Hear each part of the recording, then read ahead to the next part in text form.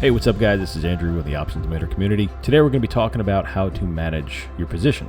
Any good trader knows that if you want to be successful in trading and consistent, that there's more than just simply executing. There's more than technical analysis, of course. There's what happens after you actually enter the position. You need to manage the position. You need to protect yourself and lock in profits when you are profitable. All your stops need to be set on market structure. That's what I live by. So what do I mean by that? So for me, the general theme is if I'm going to enter position, I want to do so in a manner that allows the market to defend my position organically.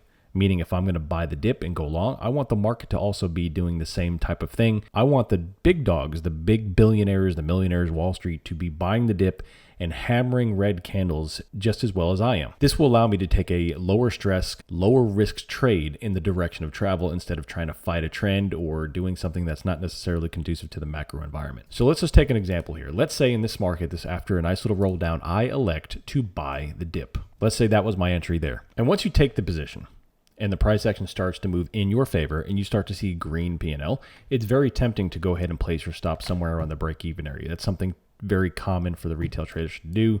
Maybe it's here and then you put it up right in a break-even, but you don't want to do that. Simply because if you do stuff like this, you may accumulate a lot of very small wins, but the reality is most of the time you're going to get stopped out somewhere in this area instead of somewhere in this area, which is obviously why we're here anyway. So after I take the initial entry, my initial stop is obviously going to have to be in loss territory.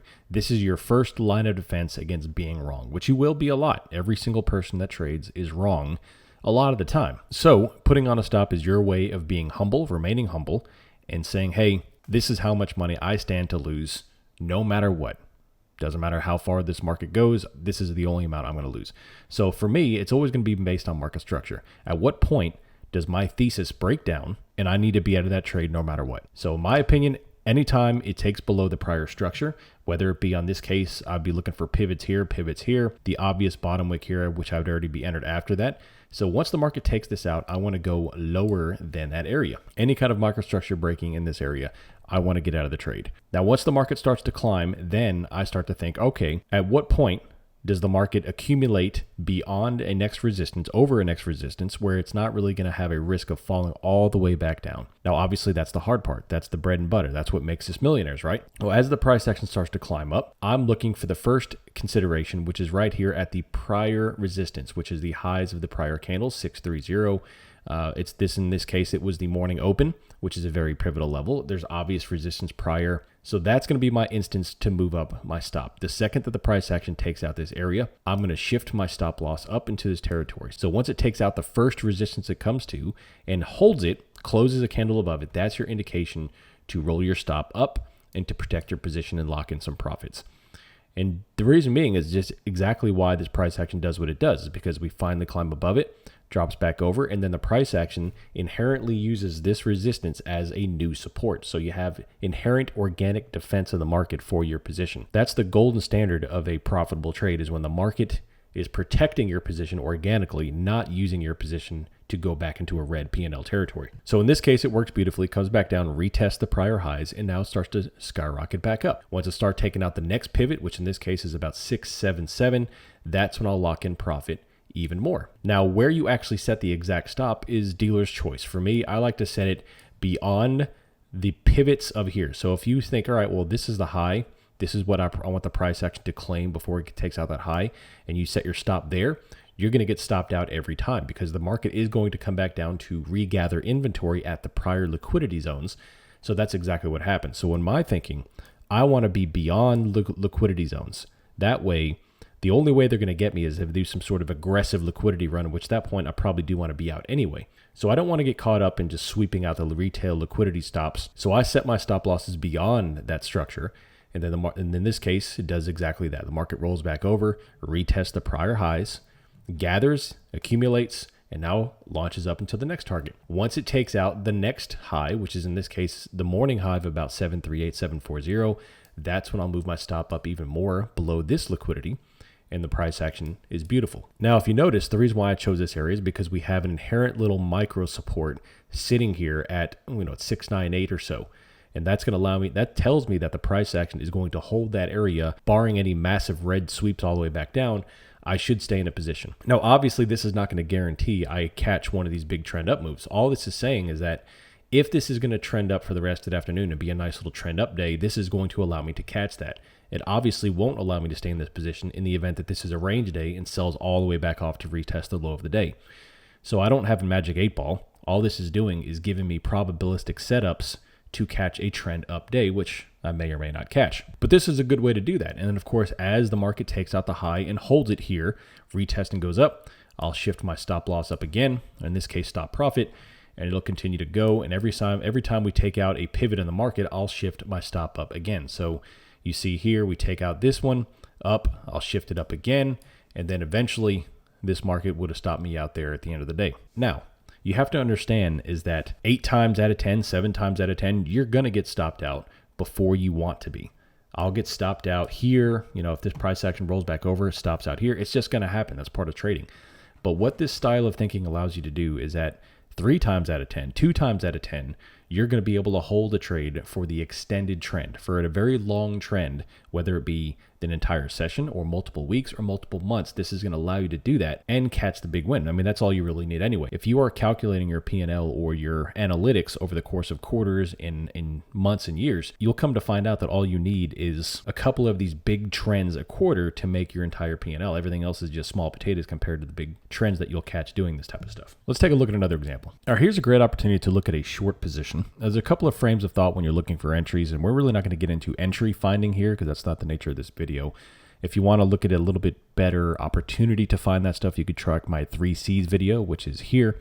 Posted that a few weeks ago about how I determine entries using volume, price action, and order flow movement. But in this instance here, there's an obvious target here at this pivot prior. Now, when you have an overnight session like this, where we have multiple pivots that are descending, you don't really know which one they're going to use for the main pivot here. But so you can monitor through entries here, and you can anticipate some sort of pivot off this level. In this case, if you would have got an entry somewhere in the 64.82, let's say the price action moves down and you get an entry about here after you start to see the little bit of a move and the price action starts to move down. So for me, I don't want this price action to bounce and reclaim this highs and close a candle over this, much less these movements down here. So I want my stop to be somewhere up in this area. Now, normally with the S&P, I risk about 7 to 10 points on a stop for this style of play, give or take, but I don't want to make my decisions purely on the amount of money, right? I don't want to do it just based on points blindly. I want it to be structure in the market. So when this price action climbs up and takes out the highs and closes an engulfing green or some sort of candle up in this area without a wick, then I want to be beyond anything I could foresee as a rejection. So for me, I would want this price action to at least give it a chance to reject off prior structure. So I'm going to set it somewhere about 64.90, 64.88, somewhere up in this area where it's going to give the opportunity for the market to climb, reject this, and then smoke back over. Once it closes and takes out prior highs, that is a thesis breakdown in structure, and I don't want to be a part of that short trade anymore. But in this case, if this market is going to move lower, that is when I'm going to start shifting my stop a little bit down. Once it, just like we talked about, once it starts taking out, all right, the first pivot coming on down, I might take something like this. This is a significant area here. We have a nice little top wick, new bottom wick. We have a nice little liquidity pivot. Once it takes out that area, that's when I'll move my stop down. And look what happens. We have a nice bottom wick, holds, doji, and then finally an engulfing to take out this prior pivot. And once this candle transaction starts to shift in my mind, I'm going to move my stop somewhere about here and start locking in a guaranteed profit trade. Now, the stress is completely off the position, and it's just purely managing at this point. Once the price action begins to take out even further lows, and let's say, all right, we have this doji, and once price action comes down and closes under this prior pivot, which occurs right here at this candle, that's when I'm going to move my stop down and reprotect here. And then so on and so forth. It's the same thing on repeat. And once again, the reason why I do this is because if this price action comes up and reclaims this once nice little pivot, that is telling me the order book has too much demand in it, and the buyers are most likely going to at least retest the highs. And in this case, what the beautiful thing about it is that the trend never recaptures a prior high. So every single candle is lower than the last, which allows me to determine, hey, we are in a nice little downtrend simply by just looking at the price action. So I kind of want to be a part of this. And then once we take out, of course, the opening pivot areas here, I'll set my stop down, and then this thing plummets, and it would have been a great trade. But the theory is that you're simply looking for pivots in the market to manage your stops. Now that we've talked about stops, I want to talk about picking out a target profit. Now, with doing this, you always want to look at the big picture. So you always want to do your due diligence on the longer time frame, the daily, the 4-hour chart, and then incorporate that into your shorter time frames like the 5-minute and 15. But when I'm picking out a move, whether it be a scalp or a day trade, I want to pick out what's this most likely going to go. What's the most likely target for this particular move before any kind of aggressive counter move? For me, I always want to look at where are the big imbalances at? Where's the big liquidity flows at? Because the market is going to seek out the big, aggressive, volatile liquidity sweeps, whether it be the high side or the low side. The market loves that juicy liquidity. That's going to be my target. So this is a perfect example. Look what happens here on the NVIDIA candle. This is the NVIDIA candle from August 27th at the close of business where we had the NVIDIA earnings posting. Market dumped all the way back over to 64.60 and then, of course, bounces back up and goes higher for a couple of days. But then look what happens on Friday, August 29th, is that the market sells all the way back off, and surprise, surprise, what does it use as support? It uses the big liquidity shift from Wednesday, August 27th, where the massive amount of liquidity dumped and then bounced back up. So there's a massive inefficiency here that the market needs to fill. And of course, it fills it 64.59, bounces multiple times and comes back up. And this is precisely where I played the buy the dip trades on Friday afternoon. But it's precisely this type of thing that you want to pick out for targets, whether or not you're shorting this move down or you're looking to buy the dip. You pick out a place in the market that is most likely, from a probability standpoint, going to react the way that you could gauge with a certain degree of confidence to place entries. And this was a perfect example. Knowing where these targets are not only will help you get out of a trade when you're short, but it'll also keep you from FOMOing into a short position if you're not already short. Because when this market's selling and you're not short, very tempting to get caught up in the reaction of the market and start to blast shorts left and right. And then you might catch a short at the bottom and get blasted and bounced, and now you're having a terrible day and you're breaking keyboards. So nothing but good will come from being able to determine these type of pivots. And sometimes you're not going to get a very clear liquidity pivot like this, so you're going to have to get down in the weeds and kind of find stuff. Use the volume profile as well. But finding these big liquidity pivots are fantastic for picking out a target profit. That way, you're not just open-ended moving trailing stops up and up and up without any kind of real idea of where the market's going. And it'll help you determine, all right, well, maybe this is time to get out of a trade instead of just hoping that my trailing stop protects me all the way up. It doesn't matter how much technical analysis you do. It doesn't matter what you do in terms of learning and backtesting and everything else. If you don't manage your positions properly, you're not going to be able to effectively grow your overall equity curve in your brokerage accounts to be able to do this long term. Effective position management is absolutely crucial to your ongoing success. Hope you all enjoyed this video. If you have any questions, hit me up, optionsmatter2020@gmail.com. You can come and join the Discord server. We talk about this stuff every single day. We discuss setups, positions, management, emotions, and everything in between. And of course, like and subscribe to the channel so you get notifications for all future content. Until next time, I'm out. See you.